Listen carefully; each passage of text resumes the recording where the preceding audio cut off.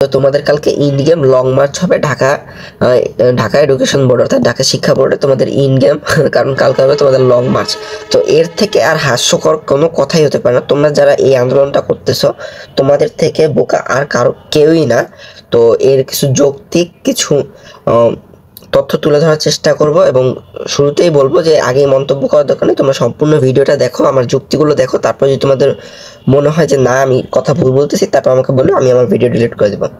তো তোমাদের কথা হলো যে কালকের কথা বলছো যে কালকে হবে ইন গেম, কালকে হবে লং মার্চ হবে, যেটা আমাদের ওই 5ই আগস্ট হয়েছিল। তো ওরকম একটা লং মার্চ হবে, কোথায় হবে? ঢাকা শিক্ষা বোর্ড বা ঢাকা এডুকেশন বোর্ডে।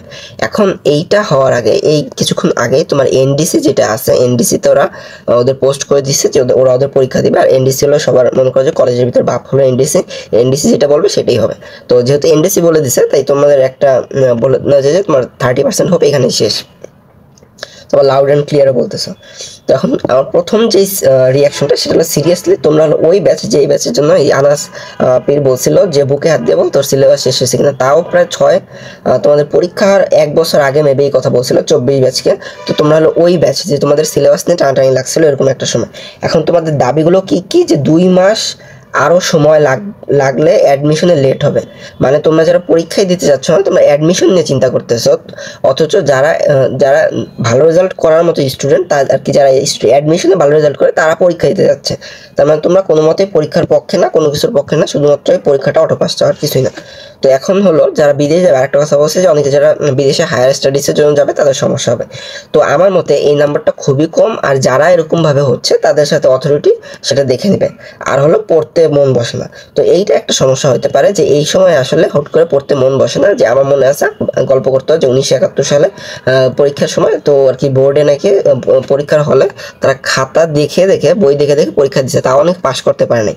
তো এরকম একটা সময় ছিল যে দেশ স্বাধীন হওয়ার পর এরকম একটা অবস্থা আছে। তো অতটা করুণ অবস্থা এখন তোমাদের হয়নি। তোমরা যদি একটু, যেহেতু তোমাদের হাতে সময় আছে, তোমরা চাইলে পড়তে বসতে পারো। আর অনেক আহত, হ্যাঁ এই জিনিসটা অনেকটা সিরিয়াস একটা ব্যাপার। তো এইখান থেকে আমার কয়েকটা ওপিনিয়ন হলো যে আজকে হলো 20 তারিখ, তোমাদের ফার্স্ট পরীক্ষা হলো 11 তারিখে, তার মানে তোমাদের 20 দিন টাইম আছে কেমিস্ট্রি ফার্স্ট পেপারে আগে। তারপরে এই পরীক্ষার পরে আরো 3 দিন গ্যাপ দিচ্ছে। তার মানে তুমি কেমিস্ট্রি ফার্স্ট পেপার করতে সর্বোচ্চ তোমরা যদি 30% নলেজ রাখো, কেমিস্ট্রি ফার্স্ট পেপার তোমাদের সর্বোচ্চ 5 দিন সময় লাগবে, তার বেশি না। তার বেশি যদি হয় তাহলে আমাকে বলো, আমি তোমাকে ফ্রি পড়াবো কেমিস্ট্রি ফার্স্ট পেপার। তারপর হলো ধৈর্য ধারণ করা। এখন অবভিয়াসলি কারো পড়াশোনা করতে মন বসে না, আমার পড়াশোনা করতে মন বসে না, কিন্তু তোমাদের এখন সিচুয়েশনটাকে মাথায় রাখতে হবে। যেহেতু তুমি যদি এখনই পড়ায় মন না বসে, তাহলে কিভাবে তুমি অ্যাডমিশনে পড়ায় মন বসাবা? অ্যাডমিশনে ফুল সিলেবাসে পরীক্ষা হবে, তারপর অনেক কিছু হবে। তো তোমার আসলে ফাঁকিবাজি করার চিন্তা ভাবনা ছাড়া আর কিছুই না। এখন হলো দাবি কিছুটা চেঞ্জ করতে পারতা তোমরা চাইলে। তোমরা একবার ডাইরেক্ট সাবজেক্ট ম্যাপিংয়ে না যায় যে না আমাদের এই যে পরীক্ষাটা একটু শিথিল করা যেতে পারতো। যেমন আমাদের এইচএসসি 21 ব্যাচ যে ছিল, আমাদের কিন্তু তোমার শুধু মেইন সাবজেক্টগুলো পরীক্ষা হয়েছে, সেটা না হলো তোমরা চাইলে কিন্তু একটু সিলেবাসটাকে কমায় আনার ট্রাই করতে পারতো। যে এইচএসসি 21-22 মানে ওই তোমার যেই আর কি সিলেবাস 2টা সৃজনশীল অ্যান্সার করা লাগে, তো ওরকম করে চাইলেও তোমরা একটা আবেদন করতে পারতা যে না ডাইরেক্ট তোমরা পুরো অটো পাস চাচ্ছ। তো এই জিনিসটা তোমরা চাইলে একটু ট্রাই করে দেখতে পারো। তবে যেহেতু তোমরা অলরেডি হাটে হাড়ি ভেঙে ফেলছো আর মনে হয় না পসিবল, তো তোমরা চাইলে এই জিনিসটা করতে পারতা যে আর কি এইচএসসি 21 ব্যাচ অর্থাৎ আমরা যেভাবে পরীক্ষা দিছি যে 2টা কি 3টা সৃজনশীল অ্যান্সার করা লাগতো, সেইটাকে তারা 100-তে কনভার্ট করছে। তো এখন সেটার ভিতরে সমস্যা আছে। আমার নিজের ফ্রেন্ড, আমাদের বাসায় আর কি আমাদের বাড়িওয়ালার ছেলে আর কি, আমার ফ্রেন্ড দোতলায় থাকে, ও নিজে বইটা পরীক্ষা দিতে পারে নাই সাবজেক্ট ম্যাপিংয়ের জন্য। তো এইটা সবচেয়ে বড় সমস্যা। তোমাদের যারা অনেকেই আসছো যে ভালো স্টুডেন্ট কিন্তু পরীক্ষাটা একটু খারাপ দিচ্ছ, তোমাদের এখনও সুযোগ আছে। কিন্তু তোমরা যদি চাইলে এইভাবে সাবজেক্ট ম্যাপিং করে নাও, তাহলে তোমাদের কাঙ্ক্ষিত ভার্সিটিতে তোমরা চাইলে ভর্তি নাও হতে পারো। তো এই দাবি, তারপরেও এই জিনিসটা তোমরা একটু দাবিটা উঠাই দেখতে পারতা যে তারপর একটা পসিবিলিটিস ছিল যে এখন তোমরা বলতেছো না আমাদের সাবজেক্ট ম্যাপিং চাই, আসলে এটা পসিবল না এখন। তো এইটাই হলো কাহিনী যে দিন শেষে তোমরা আসলে এখন এটা আসলে পসিবল না। আর আমরা তো তোমাদের স্টেজটা পার করে আসছি, বুঝি যে আসলে কে কি চায়, কার মনের ভিতর কি আছে।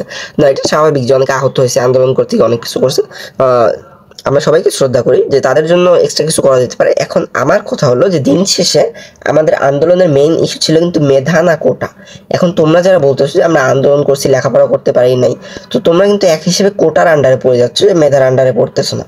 তো এই জিনিসটা তোমাদের নিজেদের বিবেকে রাখা উচিত। তোমরা কোটার মেধার জন্য আন্দোলন করছো, এখন তোমরা কোটা চাইতেছো। তো এই জিনিসটা চিন্তা ভাবনা করো। তোমরা দাবিতে চাইলে একটু চেঞ্জ করতে পারতা, অথবা তোমাদের সময় আছে, তোমরা এখনো চাইলে কিন্তু পড়াশোনায় ফিরে আসতে পারো। তা না করে হুট করে কি লং মার্চ অলরেডি নটরডেম বলে দিছে যে কাদের কি হবে, নটরডেম পরীক্ষা দিবে। তো এখন আসলে এইটা হাস্যকর, জাতির কাছে সবচেয়ে হাস্যকর এই জিনিসটা। তোমরা এই জিনিসটা কনসিডার করো এবং রিয়েলিটি মেনে নাও। সবাই যার যার পড়াশোনায় ফিরে যাও। তো এইটাই। তারপরে যদি আমি কিছু বলে থাকি, কাউকে যদি অসম্মান করে থাকি, সবার কাছে ক্ষমা চাইছি। তো আমাকে মাফ করে দেবেন। আসসালামু আলাইকুম।